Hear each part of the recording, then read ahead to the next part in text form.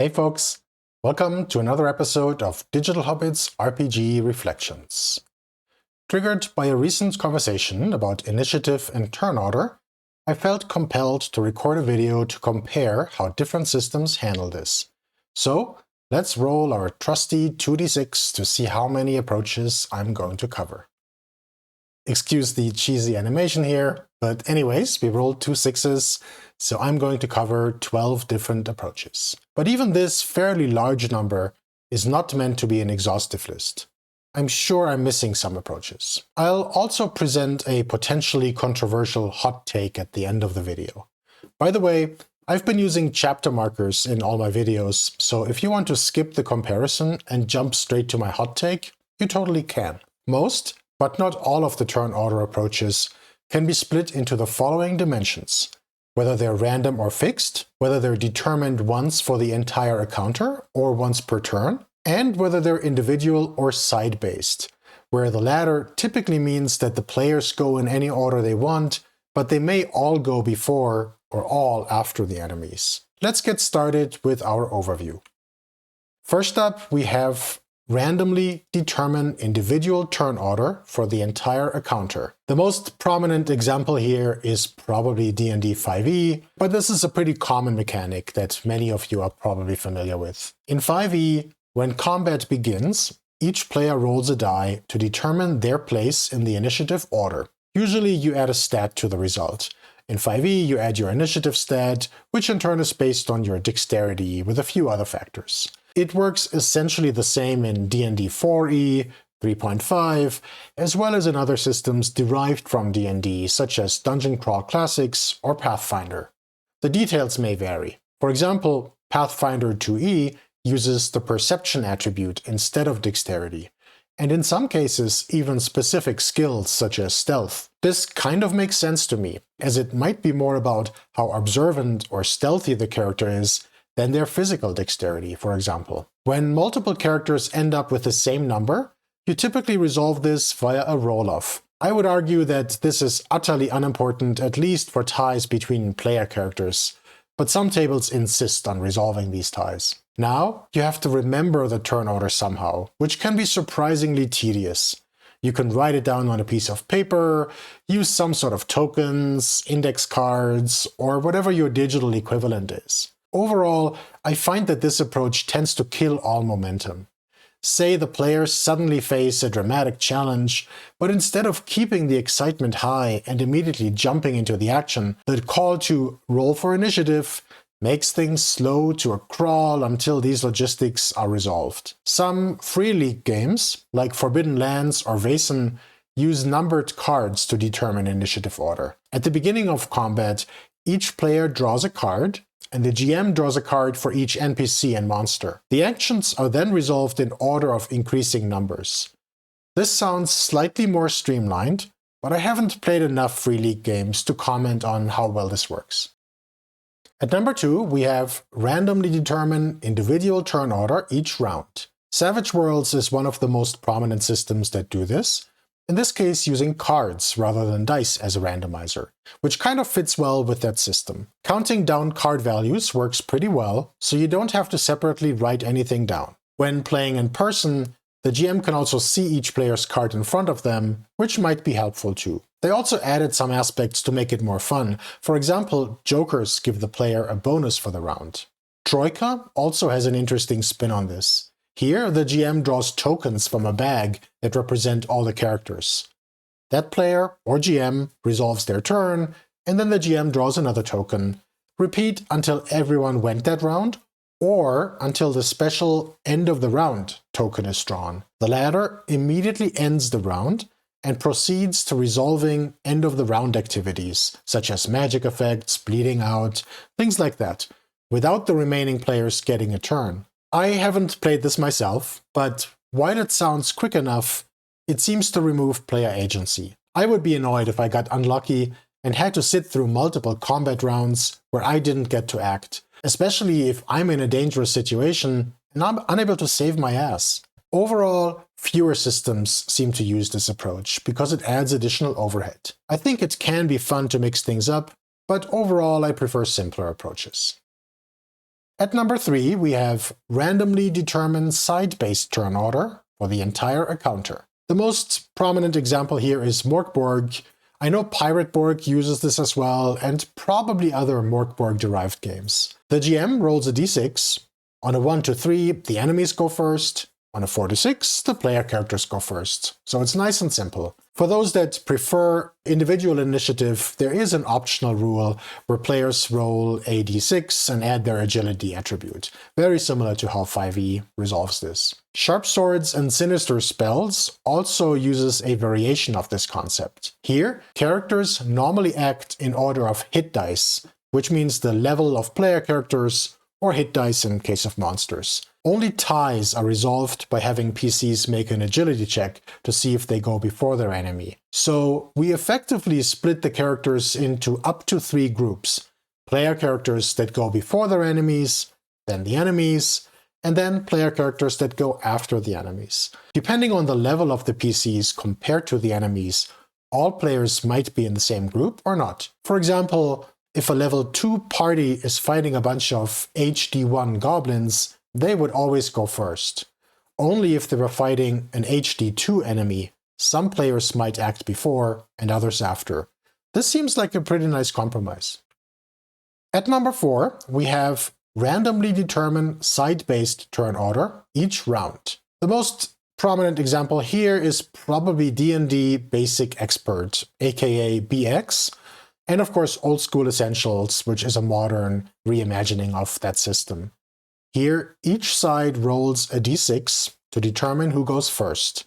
If they're tied, everything happens at the same time. As a side note, I have very little experience with this system, so I apologize if this is your game of choice and I messed something up here. But to me, the whole thing feels a bit messy. While it is nice that we don't worry about individual characters, BX then uses an archaic order to resolve actions within each turn. Each character moves, then we resolve missile attacks for each character if applicable, followed by spells, and finally melee. Why not simply have one person go at a time and complete their turn? I could see this making sense if PC and NPC actions were interleaved, but rules as written, each side is completely resolved on its own before the other side goes through their sequence of actions, unless a tie was rolled.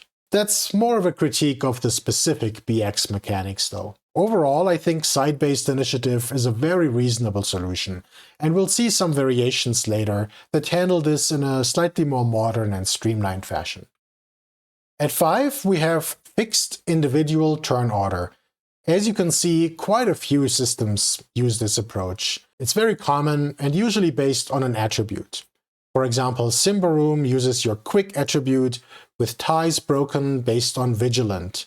You only roll a d20 if you're still tied after that. In Fate Core, for physical conflicts, we go in the order of notice skill. If tied, this is followed by athletics, and then physique. For mental conflicts, it's in order of empathy, rapport, and then will. Although there is a suggestion for GMs to have all their NPCs go on the same turn order, to keep things simple. Many groups also use Popcorn Initiative instead, which I'll mention later. In Fallout 2d20, we go in the order of the character's initiative stat, with the GM deciding order in case of ties. For characters, initiative is based on their agility and perception attributes, but it can be modified via perks. Creatures use slightly different calculations. Call of Cthulhu uses dexterity. Warhammer Fantasy Roleplay 1st edition also had a fixed initiative stat. Purely from a streamlining perspective, fixed individual turn order might seem like a nice option, but it's actually one of my least favorite approaches. I find it annoying to have the same player go first every time. It's predictable, boring, and disconnected from the narrative. Everyone should be able to act first sometimes, if it makes sense in the fiction. Number 6. Fixed side-based turn order. The only game I know that does this is Easy D6, but I'm sure there are others. This is very simple. Unless ambushed, all player characters go first, followed by all non-player characters. It flows amazingly well. There's no awkward pause when combat starts. Instead, we immediately jump into the action. Since this is side-based, we can go in the order that narratively makes sense. For example, if a warrior heaves open a portcullis in a dungeon and this attracts a bunch of kobolds, chances are that the warrior takes the first action against them. But if appropriate, someone with a ranged weapon might try to take a shot at them first. This particular system means that the GM's monsters and NPCs always go last. As a GM, I'm perfectly fine with that. It just means that I might need to add an extra opponent or two to keep the challenge interesting for the PCs, as they will likely take down a couple of foes before I even have a chance to act. Number 7. Alternating player and GM actions. The only games I know here are Warlock and Warpstar, two of my favorite games actually, and this is a nice middle ground. One side begins, which one is often obvious from the narrative, but otherwise you roll a d6 to determine which side begins. I usually don't bother and let the player characters begin, unless they're surprised. You then alternate between the player characters and the GM's NPCs or monsters. To be precise, you alternate actions, not characters. Player characters only have one action, most monsters only have one action as well, but some have 2 or even 3. In that case, one PC goes, the monster takes one action, another PC goes, the monster takes its second action, and so on. This leads to a good flow, similar to the Easy D6 fixed side-based turn order, but a bit more interesting, as the PCs can be challenged before all their turns are completed. It sings especially with Warlock's unique melee mechanic, where all melee attacks are opposed rolls, and the loser, which can be either the attacker or the defender, takes damage. Often, once one character engages an enemy, the enemy will immediately retaliate. This means that depending on the rolls, they might each win one of the 2 rolls, or one side might win both of them, leading to potentially a lot of damage, and that in turn generates excitement. At number 8, we have fast and slow turns, and the only game I know that uses this is Shadow of the Demon Lord, SOTDL. It's pretty unique, I haven't seen it anywhere else. Each player decides whether their character takes a fast turn or a slow turn that round. A fast turn means that they get to act before the enemy, but they can only attack or move, not both. A slow turn means they go later, but they can both move and attack. So the turn order becomes players' fast turns, GM's fast turns, players' slow turns, GM slow turns. It's amazingly fluid at the table without any bookkeeping, while still allowing for some interesting tactical choices. At number 9, we have Popcorn Initiative. While often used, some people really dislike the term Popcorn Initiative. Alternatives might be Elective Action Order. This was first introduced in the Cortex Plus-based Marvel Heroic role-playing game and carried over into Cortex Prime. Note that in Cortex Prime, it's just one of several ways turn order works. Some are more free-form. Action order is really only used in Cortex games where turn order matters. This was also a popular variation in Fate Core, and is now the official turn order mechanism in the more recent Fate Condensed book. The GM chooses a player character to begin, though I often let them choose. That player picks who goes next, which can be a PC or NPC, and so on. The last player in the round decides who goes first the next round, which can be themselves. So there's an incentive for players to choose an NPC before the end of the round, because if the GM goes last, they can choose to go first with all their NPCs the next round and potentially demolish the PCs. It's one of my favorite ways to handle turn order. It keeps a very logical flow driven by the narrative. It allows players to set up interesting combos. It might not resonate with all groups though, as nominating an enemy character to go next could take some getting used to. Next up, we have everyone goes at the same time. Mothership uses this mechanism, by default at least. Players describe what they want to do that round. Once they commit, the GM resolves everyone's actions at once. I haven't had a chance to play it myself yet, so I'm not sure how well it works in practice. Also note that Mothership does have an optional rule for everyone to roll a speed check at the beginning of the encounter to determine whether the player goes before or after the GM, somewhat similar to what Sharp Swords and Sinister Spells does. At 11, we have randomly determine individual action count or order each round. This is a bit of a mouthful, and To be honest, I struggled to come up with a nice descriptive name for this, but this is the system that 7th C uses to resolve action sequences. Each round, players announce their character's approach. The GM tells them what the consequences and opportunities are. All players then roll at the same time and count their so-called raises. These raises essentially act as a sort of action points, allowing players to take one action for each raise. Raises also determine turn order. The player with the highest number of raises goes first, takes an action, then the player with the next highest number of raises, which might still be the same player, goes, and so on. So depending on their role, players may be able to take different number of actions each round. If they roll well, they can use these to set up advantages for other players, for example. This seems interesting, and I know some players that really like this mechanic. I only had one experience with 7th C at a con, and that was pretty terrible.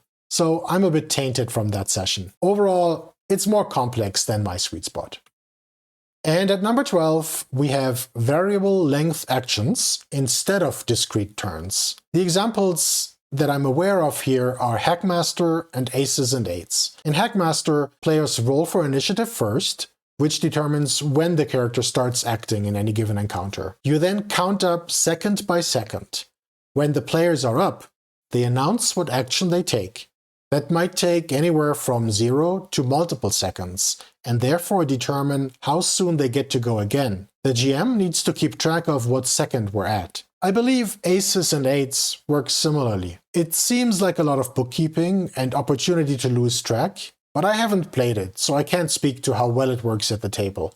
Laramie, I know you play Hackmaster. Feel free to chime in and leave a comment. So that's my brief overview of initiative systems. And again, this was not meant to be an exhaustive list. I'm sure I've missed some approaches. My point was mainly to illustrate that there are many different ways to handle turn order in RPGs, and that they range in both complexity as well as what I might term permissiveness. The most permissive being Easy D6, where all player characters always go first, followed by all NPCs. You might have already picked up on my bias in some of these descriptions.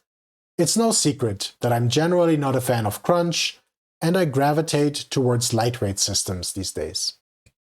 So here's my controversial opinion. Collectively, as a hobby, we waste way too much time and effort on determining turn order. I'm not convinced that it really contributes much to our enjoyment at the table. My sense is that this is largely an artifact of the wargaming origins of D&D. In wargames, or board games in general, this stuff is important. However, in role-playing games, I don't think it is. I realize this touches on another bias of mine that's important to call out. I don't care much about the tactical side of RPGs. I do enjoy combat, as long as it doesn't dominate the session, but just as a way to create fun and exciting action scenes as part of the larger story. I love exploration, interacting with NPCs, overcoming challenging non-combat situations, or perhaps even the occasional puzzle, just as much as combat. In particular, I really don't like how combat often feels like an entirely separate minigame, disconnected from the rest of the game. If I wanted a truly tactical game, I'd probably play a miniatures board game instead. Anyway, back to my opinion on turn order and initiative. In games with loose turn order, I never felt that something was missing. Whether using popcorn initiative, warlocks alternating actions, or easy d6's players always go first approach. Instead, not having to worry about establishing and maintaining turn order allows both the GM and players to focus on more important and frankly more fun things. Consider this: encountering an enemy and immediately describing how I charge and attack them is exciting and fun. Encountering an enemy and halting the game to do a bunch of initiative dice rolls, then writing down initiative order, is tedious and breaks all momentum, immersion, and excitement. While the order of players versus NPCs might matter, order definitely doesn't matter between PCs, unless it's a player versus player game. Roll-offs between tied PCs just feel silly. So at the minimum, some sort of side-based initiative seems like a reasonable compromise. Aside from the tedium of establishing random turn order, there are other reasons why I don't like turn order that's fixed, whether that's just for the combat or permanently. In my experience, this can lead to players zoning out because they know it's not going to be their turn for a while. I know I've been guilty of this myself. Instead, when turn order is up to the players, they need to be more engaged to decide when to go, and this might lead to some surprisingly interesting tactics too. Say one player casts a spell that temporarily blinds an enemy, or simply throws sand in their eyes. This would be the perfect time for an assassin-type character to go next and exploit the enemy's weakness by backstabbing them. By allowing the players to decide who goes when, we unlock much more interesting ways for them to collaborate and build up on each other's actions, rather than each player taking their turn in isolation, disconnected from the rest of the action. Some games have ways for players to change the turn order. For example, 5e allows players to ready an action that triggers based on a specific event.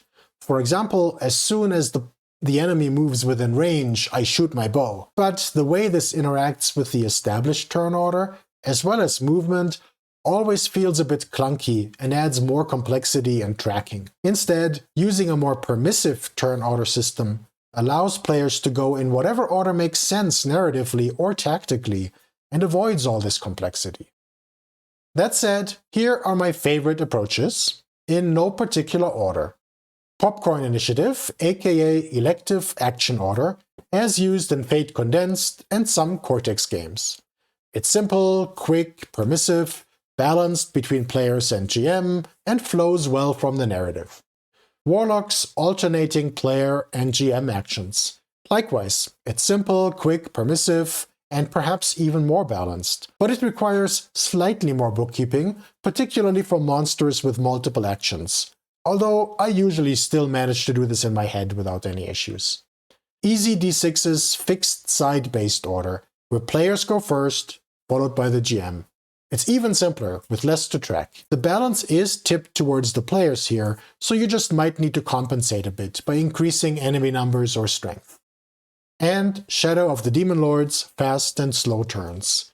This allows for more elaborate tactics in case your players enjoy a bit more crunch, while still keeping the action flowing without much bookkeeping. Depending on which game you play right now, why not give one of these options a shot? Especially Popcorn Initiative is a pretty general approach that makes no assumptions about the game, so should be pretty easy to swap into many games. I do realize that not all these approaches work with all games though. For example, 5e makes a lot of assumptions about turn order being consistent from round to round.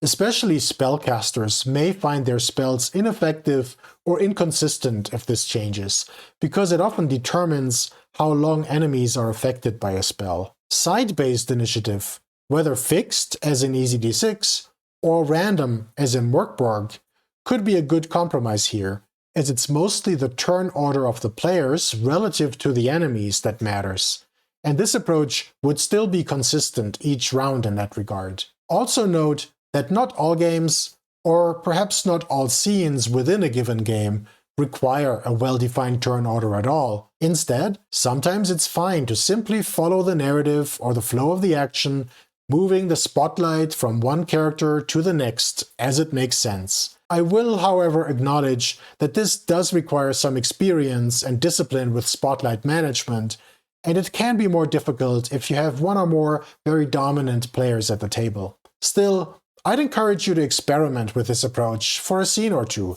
Depending on which direction the action takes, you can always zoom in and switch to one of the more rigid turn order approaches at that time. Well, that's it for now. Why don't you leave a comment to let me know your favorite approach for handling turn order? As always, likes and subscribes are appreciated as well. Thanks for watching, and see you next time!